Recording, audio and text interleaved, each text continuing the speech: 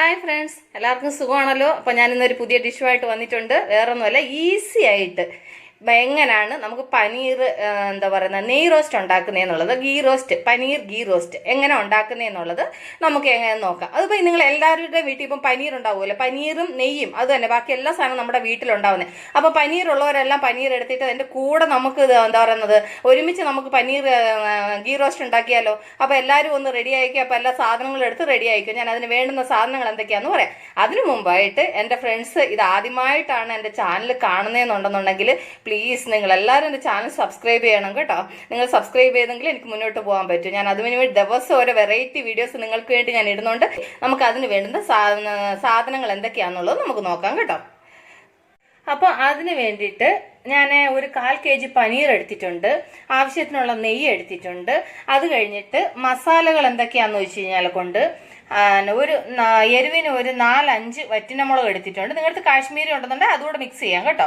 അത് കഴിഞ്ഞ് വെച്ച് ഒരു വലിയ സ്പൂണിന് 1 സ്പൂൺ മല്ലി എടുത്തിട്ടുണ്ട്, ഒരു 1/2 സ്പൂണ് കുരുമുളക് എടുത്തിട്ടുണ്ട്, 1/2 സ്പൂണ് പെരിഞ്ജീരകം എടുത്തിട്ടുണ്ട്, ഒരു 1/2 സ്പൂണ് ചെറിയ ജീരകം എടുത്തിട്ടുണ്ട്, ഒരു 5 വെളുത്തുള്ളിയുടെ ഇതൾ എടുത്തിട്ടുണ്ട്, ഒരു 1/4 സ്പൂണ് ഉലുവ എടുത്തിട്ടുണ്ട്. അത് കഴിഞ്ഞിട്ടാണെന്നുണ്ടെന്നുണ്ടെങ്കിൽ 1 സ്പൂണ് ശർക്കര എടുത്തിട്ടുണ്ട്. അത് കഴിഞ്ഞ് ആവശ്യത്തിന് ഉപ്പ് എടുത്തിട്ടുണ്ട്, മഞ്ഞൾ എടുത്തിട്ടുണ്ട്, കറിവേപ്പില എടുത്തിട്ടുണ്ട്. അത് കഴിഞ്ഞിട്ട് ഒരു സവാള ഇങ്ങനെ ചെറുതായിട്ട് കൊത്തി അരിഞ്ഞ് ഒരു സവാള എടുത്തു. അത് കഴിഞ്ഞിട്ട് തൈര് എടുത്തിട്ടുണ്ട്. അത് കഴിഞ്ഞിട്ട് പുളി എടുത്തിട്ടുണ്ട്. അത് കഴിഞ്ഞിട്ടാണെന്നുണ്ടെന്നുണ്ടെങ്കിൽ ആവശ്യത്തിന് വെള്ളം.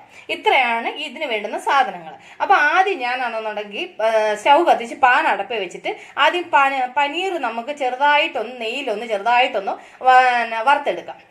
അത് കഴിഞ്ഞാൽ വെച്ച് എന്താണെന്നുള്ളത് നമുക്ക് പറയാം. അപ്പം പാൻ നന്നായിട്ട് ചൂടായിട്ടുണ്ട്. അതിനകത്തോട്ട് ഞാനൊരു 1/2 ടീസ്പൂണ് നെയ്യ് ഒഴിച്ചു കൊടുക്കണം. ഈ നെയ്യ് നന്നായിട്ട് ചൂടാകുമ്പോൾ അതിനകത്തോട്ട് നമുക്ക് പനീർ ഇട്ട് കൊടുക്കാം. ഈ പനീർ എന്ന് പറയുന്നത് നമുക്ക് ഒരുപാട് അങ്ങ് ഫ്രൈ ചെയ്യേണ്ട കാര്യമൊന്നുമില്ല കേട്ടോ. അതിനകത്ത് കിടന്നിട്ട് എന്താ പറയുക ഒരു 2 മിനിറ്റ് ഒന്ന് നന്നായിട്ട് നെയ്ക്കകത്ത് കിടന്ന് ഒന്ന് വാടിയാൽ മതി കേട്ടോ. അതെന്ന് വെച്ച് കഴിഞ്ഞാൽ ഇത് ഒരുപാടങ്ങ് ഞാൻ എപ്പോഴും ഫ്രൈ ചെയ്യുന്നത് പോലെ ഒരുപാട് ഫ്രൈ ചെയ്യുന്നില്ല. ഇത് നന്നായിട്ട് ചെറുതായിട്ട് ഒരു 2 മിനിറ്റ് ഇതൊന്ന് ഇത് ചെയ്തേം വെച്ച് ഒന്ന് നെയ്യിലൊന്ന് വറുത്തേം വെച്ച് ഞാൻ കാണിക്കാം. കണ്ടോ, ഇത്രയൊന്ന് കളർ ചേഞ്ച് ആയാൽ മതി കേട്ടോ. ഇനി ഞാൻ ഇത് തീ ഒന്ന് കുറച്ച് വെച്ചിട്ട് ഈ പനീറിനെ ഞാൻ വേറൊരു പ്ലേറ്റിലോട്ട് മാറ്റട്ടെ. എന്നിട്ട് ഇതിനകത്ത് തന്നെ നമുക്ക് മസാല വറക്കണം. അപ്പോൾ ഞാനാണെന്നുണ്ടെന്നുണ്ടെങ്കിൽ ഇത് തീ കുറച്ച് വെച്ച് ഇനി ഞാനിതൊരു ബൗളിലോട്ടൊന്ന് മാറ്റട്ടെ. എന്നിട്ട് ഇതിലേക്ക് ഒരല്പം കൂടെ നമുക്ക് നെയ്യ് ഒഴിച്ചു കൊടുക്കും. ഒരു 1/2 ടീസ്പൂണും കൂടെ, ആൾറെഡി അതിനകത്ത് നെയ്യ് കുറച്ചുകൊണ്ട് അതിലൂടെ ഒരു 1/2 സ്പൂണും കൂടെ നെയ്യ് ഒഴിച്ചു കൊടുത്തു. എന്നിട്ട് നമുക്ക് ഇതിനകത്തേക്ക് ഈ മസാലകളെല്ലാം കൂടെ നമുക്ക് വറക്കാനുണ്ട്. അപ്പം ഞാൻ തീ കുറച്ച് വെച്ചേക്കോ കേട്ടോ. അപ്പോൾ ആദ്യം വറ്റിനമുളക്, അത് കഴിഞ്ഞിട്ടാണെന്നുണ്ടെന്നുണ്ടെങ്കിൽ 1 സ്പൂണ് മല്ലി ഇട്ടു. അത് കഴിഞ്ഞിട്ടാണെന്നുണ്ടെന്നുണ്ടെങ്കിൽ 1/2 ടീസ്പൂണ് കുരുമുളക് ഇട്ടു. അത് കഴിഞ്ഞിട്ടാണെന്നുണ്ടെന്നുണ്ടെങ്കിൽ ഒരു 1/2 ടീസ്പൂണ് പെരിഞ്ജീരകം ഇട്ടു. അത് കഴിഞ്ഞിട്ട് ഒരു 1/2 ടീസ്പൂണ് ചെറിയ ജീരകം ഇട്ടു. അത് കഴിഞ്ഞൊരു 1/4 ടീസ്പൂൺ ഉലുവ കേട്ടോ, ഒരു 1/4 ടീസ്പൂൺ ഉലുവ. ഇത്രയേ ഉള്ളൂ. ഇത് എല്ലാം കൂടെ ഒന്ന് നമുക്ക് നന്നായിട്ടൊന്ന് വറുത്തെടുക്കാം. ഇത് നമുക്ക് നന്നായിട്ടൊന്ന് മൂപ്പിച്ചെടുക്കാം. ഇത് മൂപ്പിച്ചപ്പോൾ നിങ്ങളുടെ അടുത്ത് എന്താ പറയുക, എൻ്റെ അടുത്ത് ഈ കാശ്മീരി മുളക് ഇല്ലാത്തതുകൊണ്ട് ഞാൻ സാധാ മുളക് ഇട്ടേക്കുന്നത്. അതുകൊണ്ട് ഞാൻ ഒരു 1/4 ടീസ്പൂണ് കാശ്മീരിയുടെ മുളക് പൊടി ഇതിൻ്റെ ലാസ്റ്റ് ചേർക്കും കേട്ടോ. കാരണം വെച്ചാൽ ഇച്ചിരി കളറിന് വേണ്ടിയിട്ട്. അപ്പോൾ നിങ്ങൾ കാശ്മീരി മുളക് എടുക്കുന്നതെന്നുണ്ടെങ്കിൽ പിന്നെ അതിൻ്റെ ആവശ്യമില്ല. എൻ്റെ അടുത്ത് കാശ്മീരി മുളക് ഇല്ലാത്തത് കൊണ്ടാണ് ഞാൻ ഒരല്പം ഒരു 1/4 ടീസ്പൂണ് മുളക് പൊടി ഞാൻ ഇതിനകത്ത് ചേർക്കുന്നത്. അപ്പോൾ ഞാൻ ആ പറയുന്നതിനകത്ത് നിങ്ങളോട് പറഞ്ഞില്ലായിരുന്നു, അതുകൊണ്ടാണ് ഇപ്പം പറഞ്ഞത്. അപ്പോൾ എന്നിട്ട് ഇത് കണ്ട നന്നായിട്ട് ഒരുവിധം മൂത്ത് വരുന്നു. ഇതിലേക്ക് ഞാനാണെങ്കിൽ എടുത്ത് വെച്ചേക്കുന്ന വെളുത്തുള്ളി ഇട്ട് കൊടുക്കാം. ആ വെളുത്തുള്ളിയും കൂടി ഇതിൻ്റെ കൂടെ ഒന്ന് വാടുന്നത് വരെ ഇത് ചെയ്തേം വെച്ച് നമുക്ക് സ്റ്റൗ ഓഫ് ചെയ്യാം. ഇത് തണുത്ത് കഴിയുമ്പം ഇത് മിക്സിയുടെ ജാറിലൊന്ന് അരയ്ക്കണം. ആദ്യം ഇതൊന്ന് തണുക്കട്ടെ. അപ്പം ആ മസാല നന്നായിട്ട് തണുത്തു. അപ്പം ഞാനിത് ജാറിലിട്ട് മിക്സിയുടെ ചെറിയ ജാറിലേക്ക് ഇട്ടു. ഇതിനകത്തേക്ക് നമുക്ക് ആവശ്യത്തിന് വെള്ളവും, അത് എന്താ പറയുന്നത് ഒരല്പം ഒന്ന് അരയാൻ വേണ്ടി ആവശ്യത്തിന് ഒരല്പം വെള്ളവും, അത് കഴിഞ്ഞിട്ടാണെന്നുണ്ടെന്നുണ്ടെങ്കിൽ നമ്മൾ പുളി എടുത്ത് വെച്ചില്ലേ, അപ്പോൾ ആ പുളിയുടെ നീരും കൂടെ കുറച്ച് അതിനകത്തോട്ട് ഒഴിച്ചു കൊടുക്കുക. ഇത് ഒഴിച്ചാൽ വെച്ച് ഇത് നമുക്ക് മിക്സിയിൽ നന്നായിട്ടൊന്ന് അരച്ചുകൊണ്ട് വരാം. അപ്പോൾ കണ്ടില്ലേ, അത് മസാല നന്നായിട്ട് അരച്ചുകൊണ്ട് വന്നു.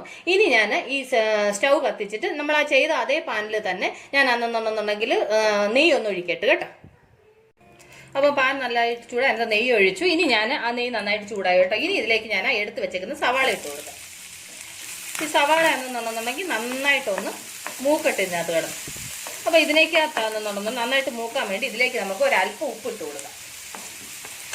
എന്നിട്ട് ഇത് നന്നായിട്ടൊന്ന് മൂപ്പിക്കാം. ആ മൂക്കുന്ന നേരത്തിന് അതിനകത്തേക്ക് ഒരല്പം കറിവേപ്പില ഇട്ട് കൊടുക്കാം. അപ്പോൾ ഉള്ളി നന്നായിട്ട് മൂത്തു. ഇതിലേക്ക് ഞാനൊരു 1/4 ടീസ്പൂണ് മഞ്ഞൾപ്പൊടി ഇട്ട് കൊടുക്കുക കേട്ടോ. 1/4 ടീസ്പൂൺ മഞ്ഞൾപ്പൊടി ഇട്ട് അത് ഒന്ന് അതിനകത്ത് കിടന്ന് ഒന്ന് മൂപ്പിച്ചേമിച്ചും അതിലേക്ക് പിന്നെ ഞാൻ അന്നേരം പറഞ്ഞില്ലായിരുന്നു, ഞാൻ കാശ്മീരി മുളകില്ലായിരുന്നു, ഞാൻ സാധാ മുളക് യൂസ് ചെയ്യുന്നത്. അതുകൊണ്ട് അതിനകത്തേക്ക് ഒരു 1/4 ടീസ്പൂണ് കാശ്മീരി മുളക് പൊടിയും കൂടെ മിക്സ് ചെയ്തു. എന്നിട്ട് ഇതിലേക്ക് തീ കുറച്ച് വെച്ചും ഇതിലേക്കാണെന്നുണ്ടെന്നുണ്ടെങ്കിൽ നമുക്കാണെന്നുണ്ടെങ്കിൽ മസാല ചേർത്ത് കൊടുക്കാം. ഞാൻ അരച്ചുകൊണ്ട് വന്ന മസാലയില്ലേ, അത് നമുക്ക് ഇതിലേക്ക് ചേർത്ത് കൊടുക്കാം. ഇത് നന്നായിട്ട് ഇതിനകത്ത് കിടന്ന് ഒന്ന് മൂക്കട്ട് കേട്ടോ. ഇത് നന്നായിട്ട് ഇത് മൂക്കുന്ന നേരത്തിന് ഇതിനകത്തേക്ക് ഒരു 1/4 കപ്പ് തൈര് ഒഴിച്ചു കൊടുക്കണം കേട്ടോ. ആ തൈര് അതിനകത്തോട്ട് ഒഴിച്ച് തൈര് അതിനകത്ത് നന്നായിട്ടൊന്ന് മിക്സ് ചെയ്ത് അതും കൂടെ ഒന്ന് ഫ്രൈ ആവണം അതിൻ്റെ കൂടെ കിടന്ന്. അത് കഴിഞ്ഞ് ഇതിലേക്ക് നമുക്ക് ഇനി ഉപ്പ് ചേർത്തിട്ടില്ല, ഉപ്പ് ചേർക്കണം.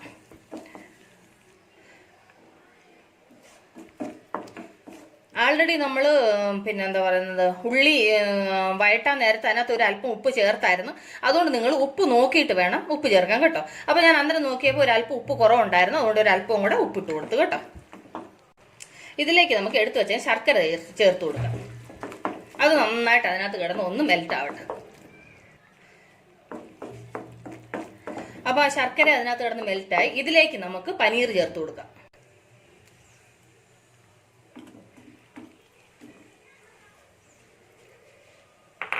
എന്നിട്ട് ഈ പനീർ ഇതിനകത്ത് മസാലയിൽ കിടന്ന് നന്നായിട്ടൊന്ന് ഫ്രൈ ആയിട്ട് ഇതൊന്ന് ഫുള്ള് ഡ്രൈ ആക്കണം കേട്ടോ. ഈ മസാലയും ഈ പനീറും കൂടെ നന്നായിട്ട് മിക്സ് ആയിട്ട് ഇത് മസാലയിൽ കിടന്ന് ഫുള്ള് ഡ്രൈ ആക്കണം. അപ്പം ഞാൻ ഇതൊന്ന് നന്നായിട്ടൊന്ന് ഡ്രൈ ആക്കി എടുക്കട്ടെ. അപ്പോൾ കണ്ടില്ലേ നമ്മുടെ പനീർ ഗീ റോസ്റ്റ്, പനീർ നെയ് റോസ്റ്റ് റെഡി ആയിട്ടുണ്ട്. കണ്ടില്ല, ഫുള്ള് ഡ്രൈ ആയി. ഇനി ഞാൻ സ്റ്റൗ ഓഫ് ചെയ്യാം. സ്റ്റൗ ഓഫ് ചെയ്തിട്ട് ഇത് സെർവിങ് പ്ലേറ്റിലോട്ട് മാറ്റിട്ട് കേട്ടോ.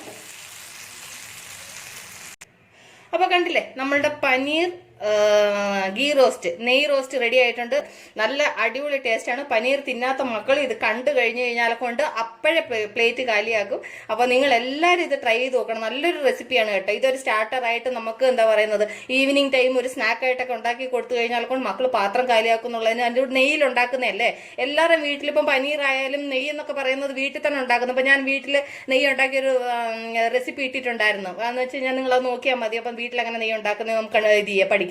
അതുപോലെ തന്നെ ഇത് നെയ്യ് എല്ലാം നല്ല ഹെൽത്തി ആയിട്ടുള്ള സാധനങ്ങളാണ് ഇത് യൂസ് ചെയ്തേക്കുന്നത്. അപ്പോൾ ഇതെല്ലാവരും വീട്ടിൽ ട്രൈ ചെയ്ത് നോക്കണം കേട്ടോ. ട്രൈ ചെയ്ത് നോക്കി എല്ലാവർക്കും എന്താ പറയുന്നത് മക്കൾക്കും എല്ലാവർക്കും കൊടുക്കണം. നിങ്ങൾക്ക് ഇഷ്ടപ്പെട്ട് കഴിഞ്ഞാൽ കൊണ്ട് നിങ്ങളുടെ ഫ്രണ്ട്സിന് നിങ്ങൾ ഷെയർ ചെയ്യണം, ലൈക്ക് ചെയ്യണം. അതുപോലെ നിങ്ങൾക്ക് ഇഷ്ടമായോ ഇല്ലയോ എന്ന് നിങ്ങൾ കമൻറ്റ് ഇടണം കേട്ടോ. അപ്പം ഇതുവരെ നിങ്ങൾ എൻ്റെ വീഡിയോ വാച്ച് ചെയ്തതിന് ഒരുപാട് താങ്ക്സ് കേട്ടോ.